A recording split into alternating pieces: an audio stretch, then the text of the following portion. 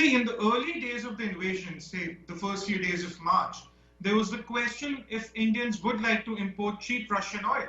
Because the budgeting that we had done in this year's financial year for oil was around $70 to $75 a barrel. But as a result of the invasion, it shot up to 120, 130, with some analysts saying it could reach 200.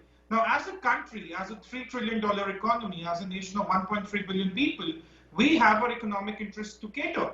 And while there were a lot of commentators, analysts, many from Washington, D.C., who were not very fond of the idea that India is pushing for more Russian oil, this is what made sense to us in the larger game. In the last year, if I give you an example, the percentage of oil we were importing from Russia was less than 1%, if I talk on a daily basis. This year, in this month, the June, that is, it has already reached 20%.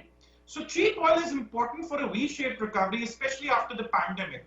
For economies around the globe, starting with the big economies, which includes ours, China's, America, even European economy for that matter, it's important that they are not disrupted by the rising oil prices.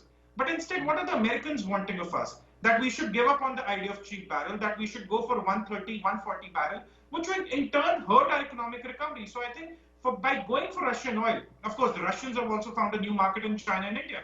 But in the larger sum game, it makes more economic sense than anything else.